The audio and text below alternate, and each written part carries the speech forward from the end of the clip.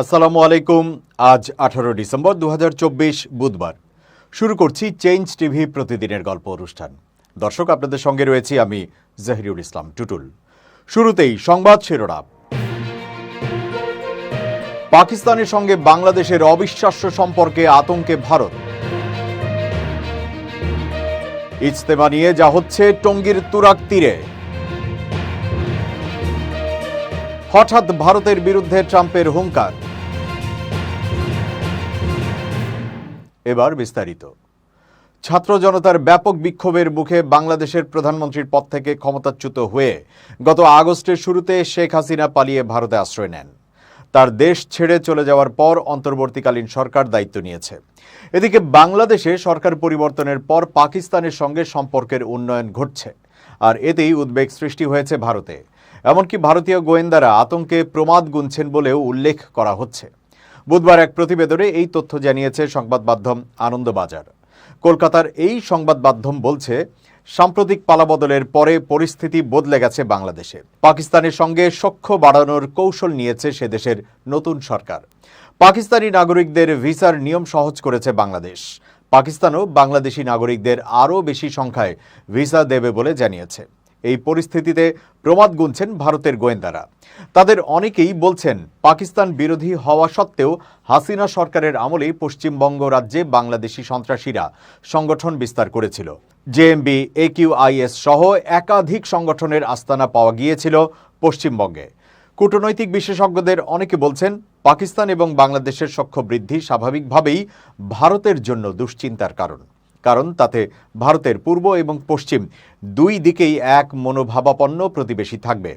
এছাড়া এতদিন বাংলাদেশে জঙ্গি থাকলে সে দেশের গোয়েন্দা এবং সেনাবাহিনীর সঙ্গে সমন্বয় করে তার মোকাবেলা করার সুযোগ ভারতের ছিল। কিন্তু সরকারিভাবে বাংলাদেশে পাকিস্তানের প্রভাব বৃদ্ধি হলে ভারতের পক্ষে জঙ্গি দমনে সমন্বয় সাধন কার্যত অসম্ভব হবে। ভারতের কূটনৈতিক বিশেষজ্ঞ এবং গোয়েন্দাদের একাংশের আশঙ্কা, ভিসা নিয়ে ক্রমাগত বাংলাদেশে আসতে পারে পাকিস্তানিরা এবং বাংলাদেশি তরুণদের মধ্যে আরও ভারত বিদ্বেষী মনোভাব উস্কে দিতে পারে তারা। ভারতীয় গোয়েন্দাদের একাংশ এটিও বলছেন, ভারত পাকিস্তান সীমান্তে BSF থাকে, নিয়ন্ত্রণ রেখায় মোতায়েন থাকে সেনাবাহিনী, স্পর্শকাতর দেশ হওয়ায় নজরদারিও অনেক বেশি। কিন্তু বাংলাদেশ সীমান্তে উত্তেজনা কম থাকায় এবং ভৌগোলিক কারণে নজরদারি তুলনামূলক কম। যদিও গোয়েন্দাদের অনেকে বলছেন, সাম্প্রতিক পালাবদলের পরে বাংলাদেশ সীমান্তে নজরদারি অনেক বাড়ানো হয়েছে, তাই সীমান্ত পাড়ি দিয়ে কারো প্রবেশ করা ততটা সহজ নাও হতে পারে। তবে এরই মধ্যে পশ্চিমবঙ্গ রাজ্যে জাল পাসপোর্ট ও সরকারি পরিচয়পত্র তৈরির একটি চক্র ধরা পড়েছে, আর সেটিও চিন্তা বাড়িয়েছে গোয়েন্দাদের। আন্তর্জাতিক অপরাধ ট্রাইব্যুনালে সাবেক প্রধানমন্ত্রী শেখ হাসিনার বিরুদ্ধে গুমের অভিযোগ দায়ের করেছেন ইউনাইটেড পিপলস ডেমোক্রেটিক ফ্রন্টের নেতা মাইকেল চাকমা। আজ সকালে তিনি এই অভিযোগ দায়ের করেন। 5 বছর নিখোঁজ থাকার পর গত 7 আগস্ট বাড়িতে ফেরেন মাইকেল চাকমা। অভিযোগে মাইকেল চাকমা বন্দি দশা কাটানো 5 বছরের অভিজ্ঞতার বিবরণ তুলে ধরেন। তিনি আন্তর্জাতিক অপরাধ ট্রাইব্যুনালের চিফ প্রসিকিউটর মোহাম্মদ তাজুল ইসলামের কাছে তার এই বক্তব্য উপস্থাপন করেন। পরে তাজুল ইসলাম সাংবাদিকদের বলেন, তারা মাইকেল চাকমার অভিযোগ গ্রহণ করেছেন এবং শিগগিরই এই বিষয়ে তদন্ত শুরু করবেন।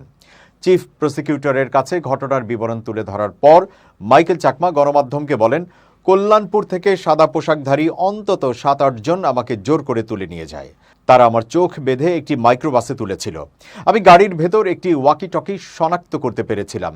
প্রথমে তারা আমাকে একটি কক্ষে আটকে রাখে এবং পরে আরও 2টি কক্ষে নিয়ে যায়, যেখানে আমাকে নির্যাতন করা হয়। 2013 সালে শেখ হাসিনার খাগড়াছড়ির সমাবেশে অংশ নেওয়ার সময় কেন সড়ক অবরোধ করা হয়েছিল তারা আমাকে সে বিষয়ে জিজ্ঞাসাবাদ করেছিল।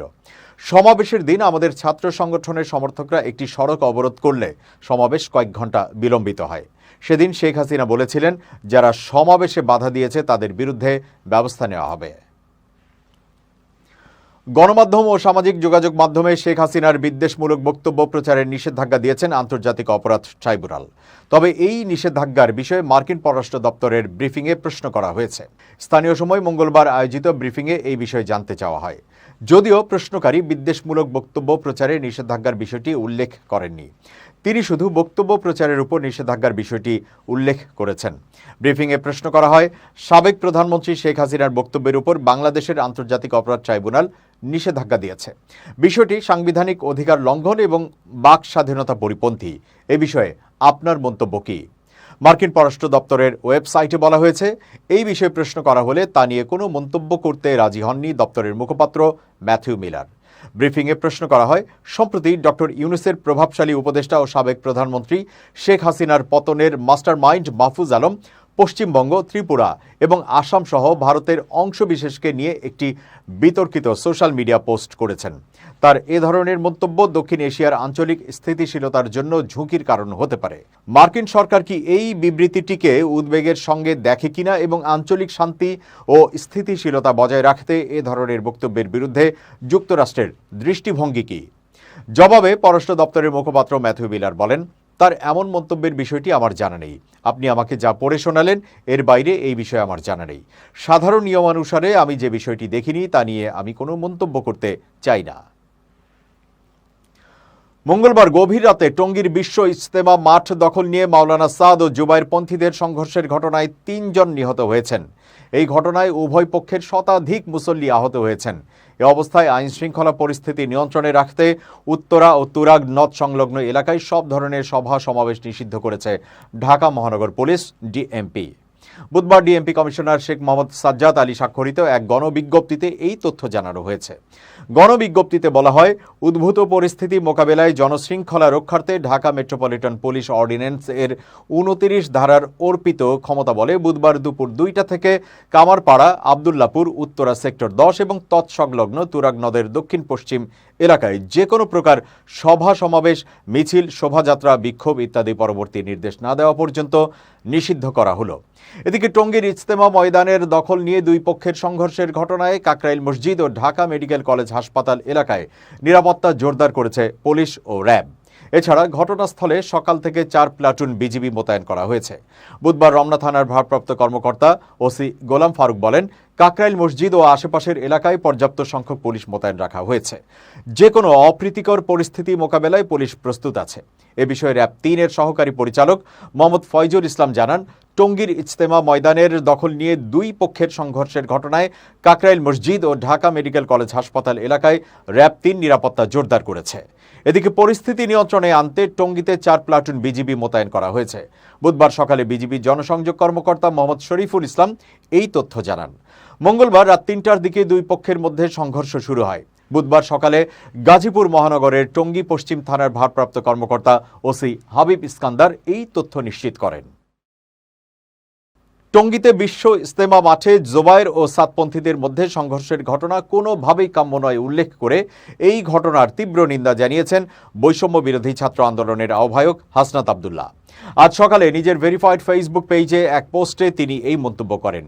হাসনাত আব্দুল্লাহ ফেসবুকে লিখেছেন, সাদপন্থী সমর্থিত সচেতন ছাত্র সমাজের দেয়া প্রধান উপদেষ্টার কার্যালয়ে ঘেরাও কর্মসূচি এবং সকাল 10টার মধ্যে মাওলানা সাদ সাহেবের ভিসার জন্য বাসভবন ঘেরাও কর্মসূচি ঘোষণার কারণে আমরা অনাকাঙ্ক্ষিত ঘটনা এড়াতে সাদপন্থীদের সাথে আলোচনার জন্য টঙ্গী যাই।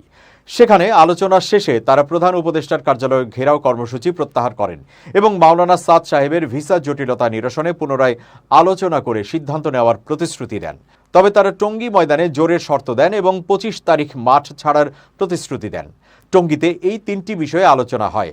আলোচনায় আমরা এটাও স্পষ্ট করি, এগুলো চূড়ান্ত সিদ্ধান্ত নয়।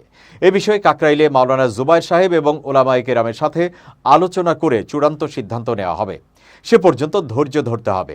এই উদ্দেশ্যে রাত 2টায় কাকরাইলে আলোচনার জন্য যাই।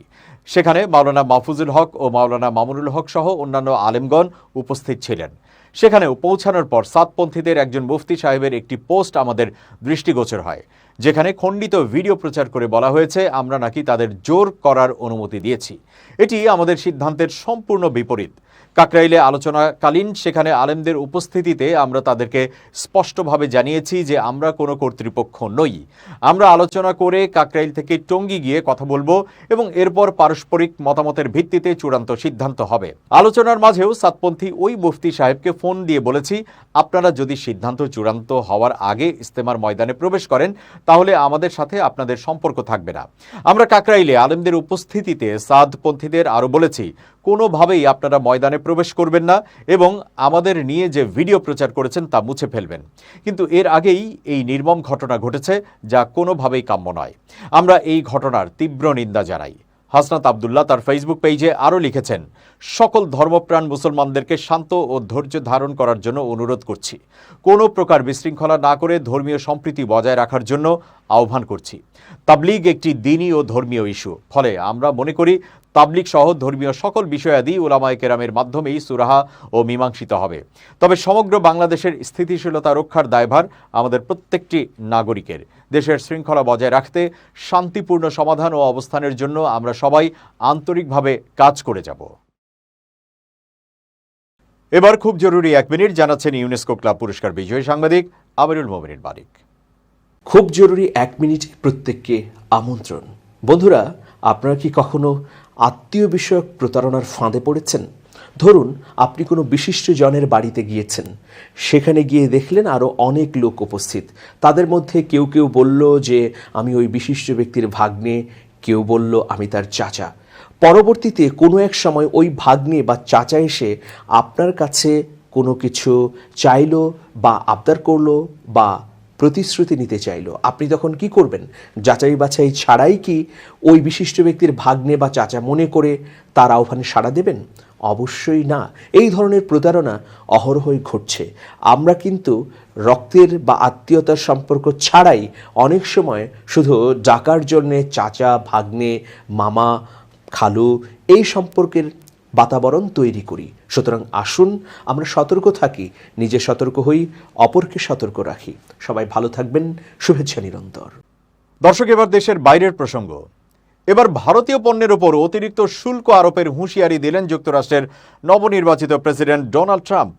আমেরিকান কিছু পণ্যের ওপর নয়াদিল্লি কর্তৃক উচ্চ শুল্ক আরোপের প্রতিক্রিয়ায় এমনটি জানিয়েছেন রিপাবলিকান এই নেতা।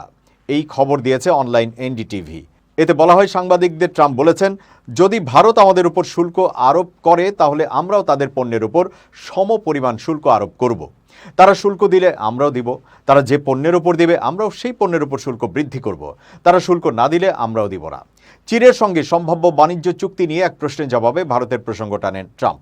তিনি বলেন, ভারত ও ব্রাজিল এমন দেশগুলোর মধ্যে রয়েছে যারা কিছু মার্কিন পণ্যের উপর উচ্চ শুল্ক আরোপ করে। নভেম্বরে ভূমিধস জয় পেয়ে দ্বিতীয়বারের মতো হোয়াইট হাউসে প্রত্যাবর্তন করছেন ট্রাম্প। তিনি এবার বেশ কয়েকটি দেশের পণ্যের উপর উচ্চ শুল্ক আরোপের হুঁশিয়ারি দিয়েছেন। সেই তালিকায় যুক্ত হতে পারে ভারত।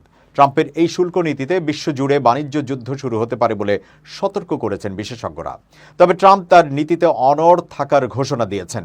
বিশেষজ্ঞরা বলেছেন, মূলত এবার বিভিন্ন দেশকে অর্থনৈতিকভাবে চাপে ফেলার কৌশল গ্রহণ করেছেন ট্রাম্প। সাংবাদিকদের উদ্দেশ্যে ট্রাম্প বলেন, ভারত আমাদের উপর 100% শুল্ক আরোপ করলে আমরা কি তাদের উপর শুল্ক আরোপ করব না?